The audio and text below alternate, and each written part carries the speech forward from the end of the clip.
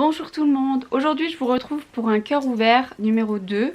J'avais fait un premier à cœur ouvert en présentant ce cahier là, ce livre là. Je vous invite à retrouver la vidéo pour un peu voir en quoi consiste ce livre. En gros je vous fais un débrief, c'est un livre où vous pouvez écrire des lettres et il y a de tout. Vous pouvez écrire très bien à quelqu'un qui vous a fait du mal, mais aussi à des objets, vous avez un peu de tout. Là si je prends par exemple cette page, c'est lettre au président. Voilà, si jamais tu as envie de sortir un peu ce que tu as. Bon, moi lettre au président il me parlera pas forcément, je le ferai peut-être, mais là tout de suite non. Ma priorité première n'a été pas, j'essaye de les faire dans l'ordre, sauf que la première je crois que c'était ma mère, sauf que c'est beaucoup trop c'est pas possible. Là à l'heure actuelle c'est pas possible, surtout pas de vous la lire. Donc j'ai commencé par lettre à mon père et je vais donc vous la lire. Voilà, c'est un petit peu me livrer à vous à travers une lettre que j'aurais écrite à mon papa. Et après je vous lirai une partie de mon journal intime. Et en fait j'ai choisi, parce que du coup je voulais faire un peu aléatoire au niveau de mon journal intime, mais je vais lire des parties que j'aurais relevées entre guillemets bien avant, qui amènent à des sujets et comme ça si vous avez des questions sur le prochain à cœur ouvert je pourrais éventuellement en discuter.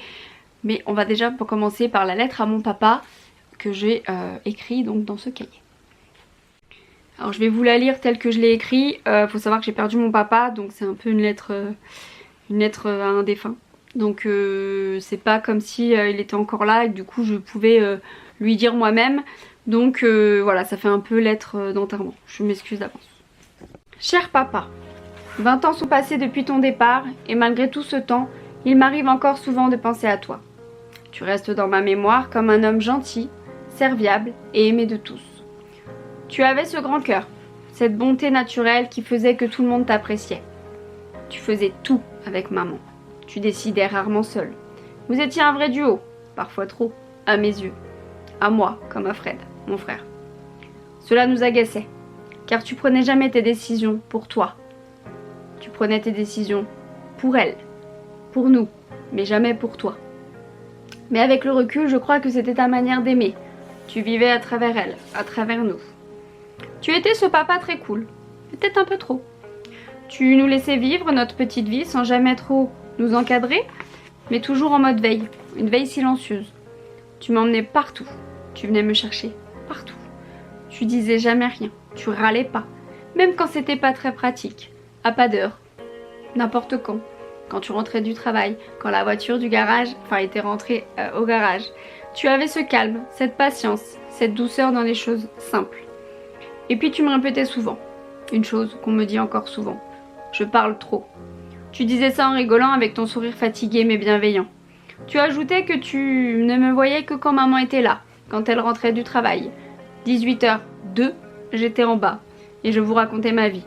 Et c'est vrai que ces moments, nos moments ensemble, n'étaient pas souvent ensemble, nous deux. Il y avait toujours quelqu'un entre nous, parce que je descendais rarement quand maman n'était pas là. Mais malgré tout, je savais que tu étais là et que tu m'aimais à ta manière. Tu avais tes démons, tes batailles, ta bataille. La bataille avec l'alcool. Tu n'as pas voulu l'affronter parce que peut-être que tu pensais et tu savais que tu ne gagnerais pas. Tu n'as pas voulu admettre et puis tu es tombé. J'ai longtemps, très longtemps, eu du mal à comprendre, à pardonner, à séparer la maladie de l'homme. Mais aujourd'hui, avec le recul aussi, j'y arrive un peu mieux. Je garde le souvenir de ton rire, de ta gentillesse, de ta manière de rendre les choses simples. J'aimerais te dire que malgré la douleur, malgré tout ce qu'on ne s'est pas dit, je t'aime et tu me manques. Tu restes une part de moi, papa, dans ma façon d'aimer, de donner et d'être là pour les autres. Ta fille. Je suis partagée entre publier ces vidéos et ne pas le faire, mais il faut à un moment donné, voilà, ça me fait plaisir de vous le partager, ça me fait plaisir parce que je sais que je suis pas toute seule à avoir perdu mes parents. Mon père c'était il y a 20 ans, ça paraît loin et en même temps ça me paraît hier. Et peut-être qu'un jour je vous raconterai, j'avais déjà raconté dans mon ancienne chaîne, mais comme il n'y a plus aucune vidéo, je vous raconterai un peu peut-être l'histoire. Ma mère m'a souvent dit de pas trop raconter. Ma maman n'étant plus là aujourd'hui, je me dis que je peux peut-être, parce que c'est l'histoire de mon papa, mais c'est aussi mon histoire, notre histoire. Et peut-être que ça peut aussi aider des personnes qui ont des gens autour d'eux qui ont cette maladie, qui ne veulent pas être aidées et qui malheureusement peuvent en mourir, et ça a été le cas de mon papa. Donc du coup je me voyais, j'avais besoin et j'avais envie, voilà, de faire ces vidéos. Je sais pas si ça sera les plus regardées, les plus vues, mais en tout cas ça me fait du bien. Et puis si par la suite je vois que c'est compliqué pour moi de les mettre en ligne, et je le ferai plus. Et voilà. Mais j'espère en tout cas que ça peut vous plaire et peut-être vous parler, vous faire sentir des choses ou vous rappeler, ou en tout cas n'hésitez pas à mettre un commentaire, ou comme je l'ai déjà dit, mon adresse mail est en barre d'infos.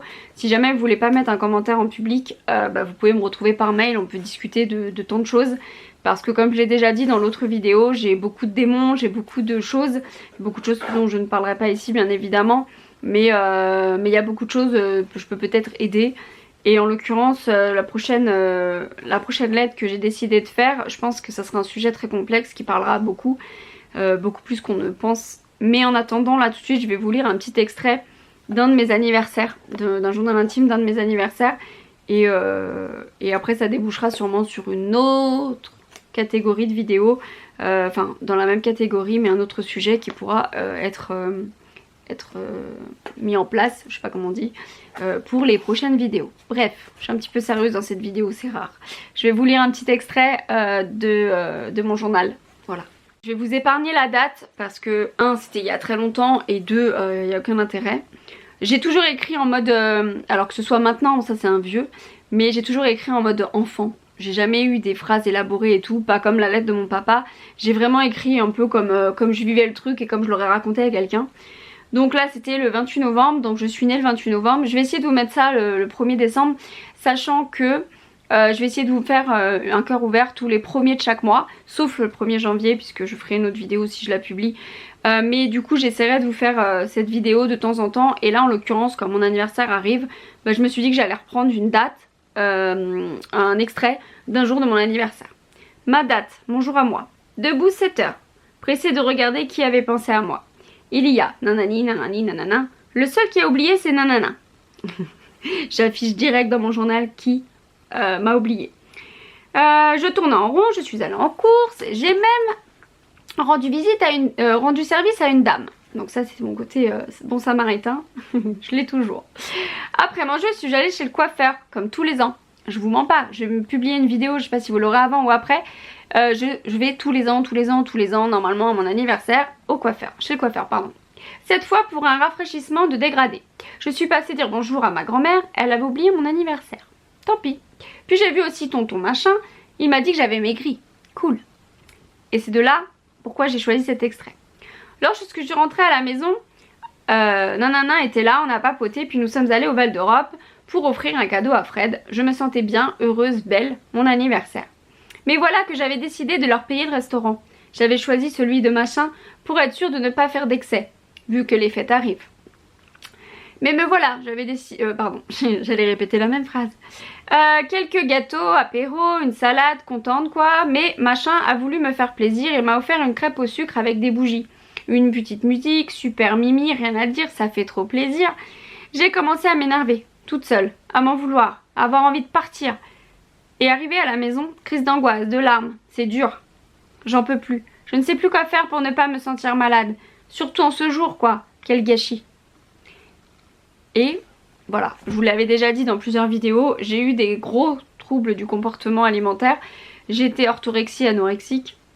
Et je peux vous dire que ça a été un combat de quelques années très dur. Et je vous ai lu ce truc parce que quand je lis ça, je me dis qu'il y a quand même un énorme chemin de parcouru. Je vais pas étaler maintenant puisque c'est pas le moment. Et puis j'ai déjà lu la lettre de mon papa qui est un sujet tout autre. Mais voilà, je voulais juste vous lire que toutes les maladies, que ce soit les addictions à l'alcool, les addictions ou non, à tout ce qui est trouble du comportement alimentaire et tout, on peut en guérir. C'est pas forcément évident. J'y reste avec mes démons et tout, mais je vous en parlerai dans la prochaine vidéo je pense, qui sera sur mes troubles du comportement alimentaire. Je ne sais pas si dans ce carnet il y a une lettre où tu peux t'écrire à toi-même ou un truc, mais je pense que ça peut être une belle transition si je la trouve. Lettre à ce qui me rassure, je peux peut-être trouver lettre à ma voix, lettre à mon silence, ça peut être aussi une bonne alternative, mais à lettre à mon corps, voilà, je l'ai trouvé. Donc du coup j'essaierai de vous faire cette lettre pour une des prochaines fois. Et voilà, sur ce, c'est tout. C'est un peu brouillon, je suis pas faite pour ce genre de truc, c'est un peu, voilà, j'essaie de mettre en place. Si jamais ça vous plaît, n'hésitez pas à me le dire en commentaire.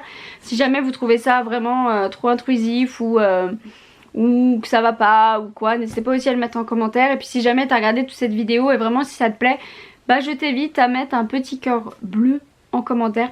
Voilà, pour me motiver, me dire que je continue. Et puis si jamais ça vous plaît pas, il n'y a pas de souci, je le ferai soit dans les vlogs, soit je le ferai pour mes copines. Voilà, sur ce, j'espère que cette vidéo vous aura plu quand même. Je vous fais plein de gros bisous. Force à vous pour toutes les épreuves de la vie. Parce que Dieu seul sait qu'elles sont nombreuses. Je vous fais de gros bisous, prenez soin de vous. Et je vous dis à très vite pour d'autres vidéos. Bye bye!